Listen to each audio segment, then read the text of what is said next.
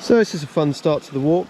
We've got to walk over this kind of ford, I guess it is, isn't it? Over the river. Maggie's doing her best impression of a drowned, drenched water rat. Yeah, cool. Okay, let's get on with it then. So we are in the southern central Brecon Beacons, in a place we're going to go up to something called Cadair Fawr, I believe it's called. Oh bloody hell, that was loose. Right, I'm going to just stop for a minute. So the first part of this walk is through the river, across that, and then we're going up the side of the forest and round, and I'll explain a bit more in a bit. So you cross over the river, then the path looks like it disappears, but it goes through like a long grass and bracken, and then it comes out onto this boggy path. Summit of Cefn kills Sandwich in the distance, and view into the central beacons there. So we're just following up the boggy path, and we keep going until we meet a river, which is the next navigation point. So what's the summits we're doing are as per the map section at the beginning. Half of them I can't pronounce. So why are we doing this one? Well, I'm aiming for the channel to become the most complete channel in the UK on the Brecon Beacons. Most channels, they got just the popular hills there, and not all of the kind of quiet, smaller, weird and wonderful ones. There's hundreds. On a rainy day I'm going to sit and plot how many actual hill summits there are in the Brecon Beacons, but there's well over 100. There's going to be a lot.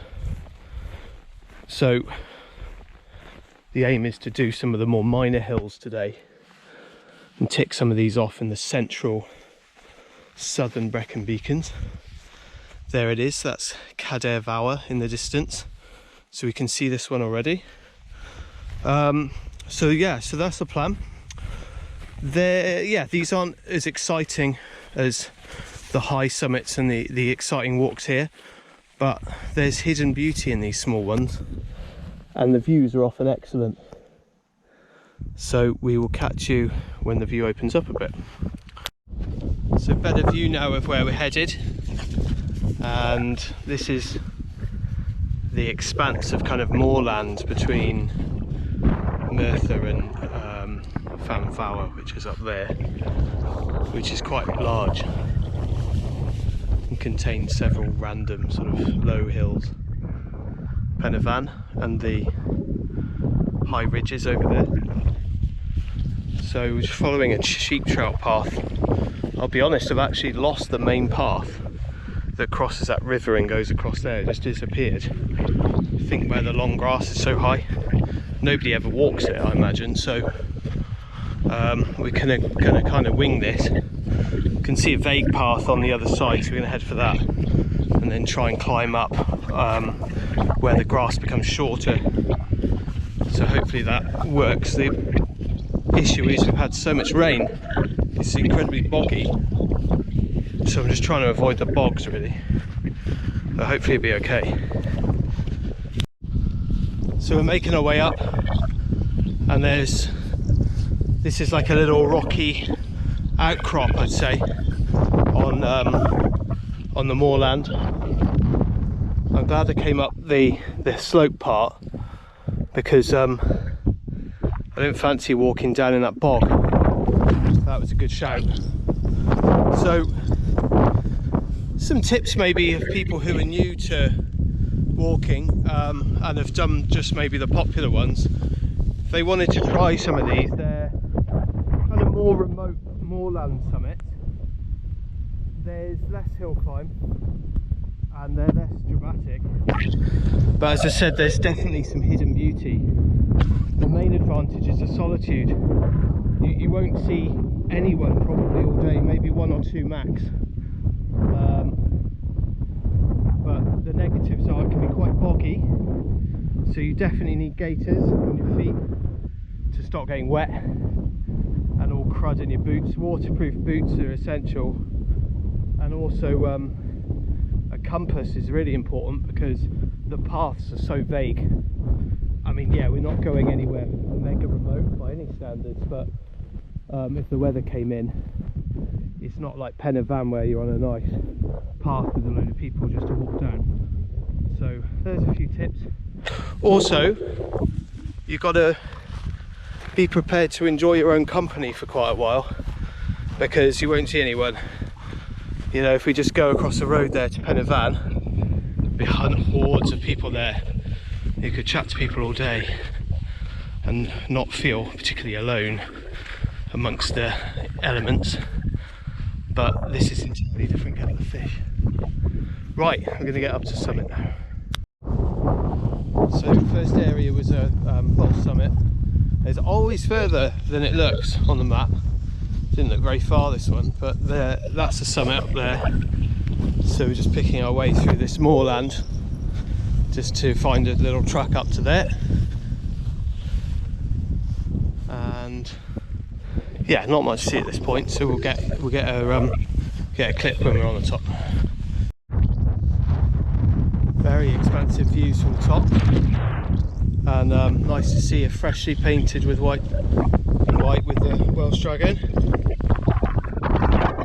So views down into Rhondda Cynon Taf, Mole Penderyn where the whisky distillery is, Regos Mountain, which is where the world's zip whales are there now in South Wales, and that's 600 metres I think, and it's the world's longest seated zip wire apparently. Don't get me on that, I'm terrified. And expansive views over towards Carnfellin where we were the other day. Central Beacons, Pen y Fan, Fan Fawr, really good views, and then actually into the Black Mountain as well, Fan Grihillig, Fan Death. The sky looking a bit ominous over there. Yeah, really good, very enjoyable summit views.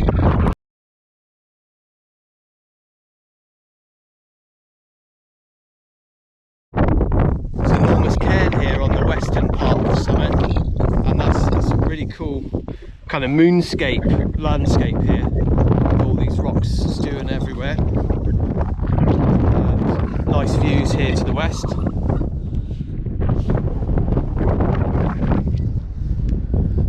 It's amazing how bad our summer has become. It's August and it's absolutely freezing up here. I've got a wind blocker and then a coat over the top, and I'm still getting actual wind chill up here, so I'm going to come down off the summit. But it really amazing how the weather just totally sucks at the minute. So this is the summit cairn of Cefn Cadlan, which is this massive kind of moorland, and it peaks out here at the highest point, the 458 on the map. It's not very high, but another little climb, very sort of up and down this walk. So we come from there, and sun's come out a bit, which is nice. There's real wind chill today though, genuinely, you know, for August. So I'm actually wearing 4 layers, which is remarkable for this time of year.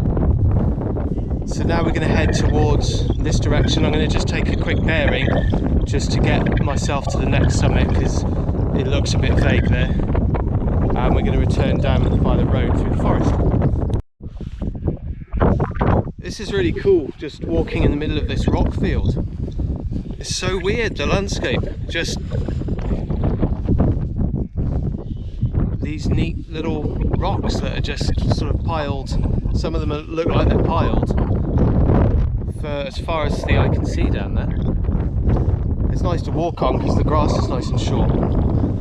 So bearing is pointing in this direction, and I can see the sheep trail path up to there. So that's where we're headed, and I can see the road as well, which will be our return. So quite nice, easy navigation, and yeah, it's cool landscape, very wild. I like it.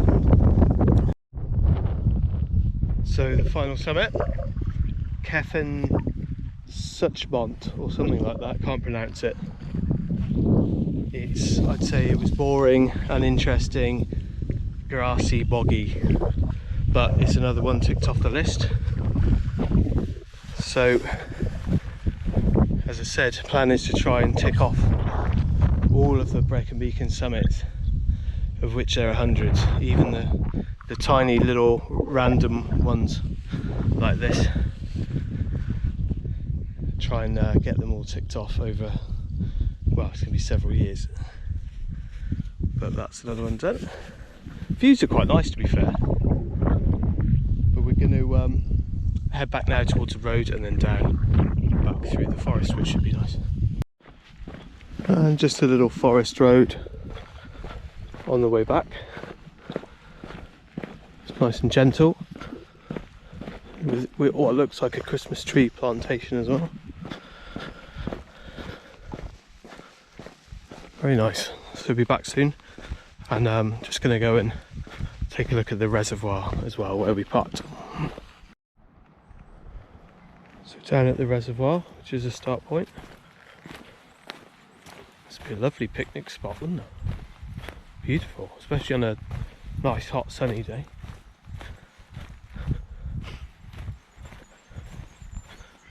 It's beautiful.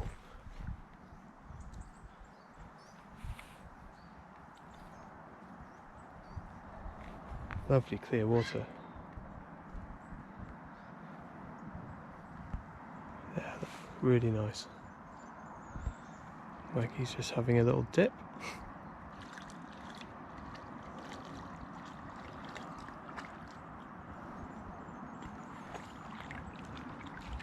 Right, we'll see you next time.